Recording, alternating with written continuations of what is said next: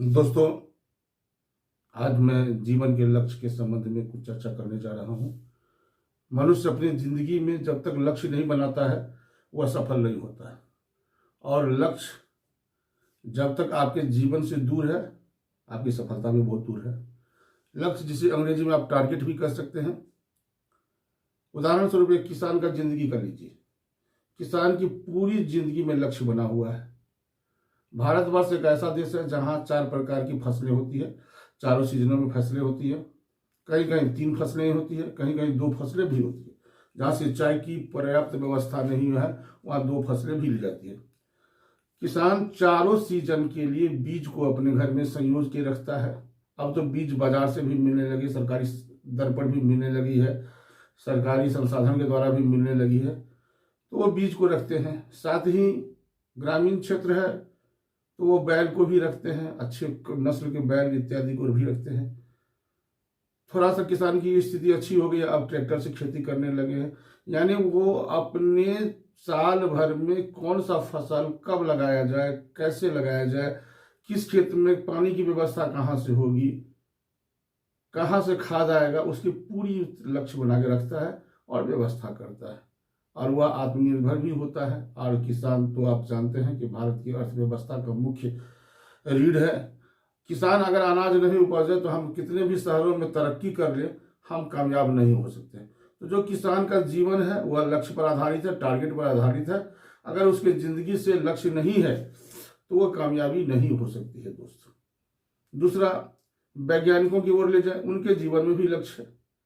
अभी चंद्रयान सफल हुई, वह लक्ष्य एक दिन का नहीं था, उसके लिए 2, 4, 5 वर्ष लक्ष्य बने होंगे, तब चंद्रयान पर वो गया, नियत समय में गया, नियत जगह पर गया। चंद्रयान को पहले भी अध्ययन किया गया होगा, पहले भी लक्ष्य बनाया गया होगा कि चंद्रमा के किस भाग में हमारा चंद्रयान उतरे, तब हमारे वैज्ञानिक जाकर सफल हुए हैं, और वह चंद्रयान भारत की कामयाबी का माइलस्टोन हुआ है। योजना विभाग का उदाहरण ले ले। पहले तो 5 वर्षीय योजनाएं होती थी, योजना विभाग हुआ करता था, आजकल नीति आयोग हो गया है। योजना विभाग 5 वर्ष का लक्ष्य बनाता है। पीडब्ल्यूडी सड़क का साल भर का लक्ष्य बनाता है, कभी कभी 2-2 वर्ष का लक्ष्य बनता है, और लक्ष्य के अनुरूप कार्य होता है। जब 100% सफलता मिल जाती है तो हम कामयाब हो जाते हैं, और नहीं तो लक्ष्य पेंडिंग, अगर समय पर उसके अनुकूल वातावरण, अनुकूल धन की राशि उपलब्ध नहीं हो तो वो फेल हो जाती है। लेकिन अभी के वर्तमान सरकार में लक्ष्य के अनुरूप कार्य हो रहे हैं और हम सफल भी हो रहे हैं। तो लक्ष्य जीवन में बहुत महत्व है। लक्ष्य के बिना हम काम नहीं कर सकते। इसके अलावे वैज्ञानिकता के क्षेत्र में, चिकित्सा के क्षेत्र में भी देख लीजिए। कोरोना का संकट आया, बहुत ही कम समय में टारगेट देकर हम लोग कोरोना का इंजेक्शन प्राप्त कर लिए और सफल भी हुए। इसके अलावे बीमा कंपनी का लक्ष्य, वह लक्ष्य बनाता है और पूरे साल भर का लक्ष्य होता है, अपने एजेंटों को लक्ष्य देता है। बैंक का लक्ष्य 24 घंटे का काम आज रात के 12 बजे तक समाप्त कर लेता है, कल के लिए वो पेंडिंग नहीं रखता, कैरी फॉरवर्ड नहीं होता है। आज बैंक में जो तरक्की हो रही है, जो भी जहां हो रही है, वह सुबह से लेकर शाम तक करते करते अगले दिन की तारीख बदलने से पहले वो अपना लक्ष्य समाप्त कर लेता है।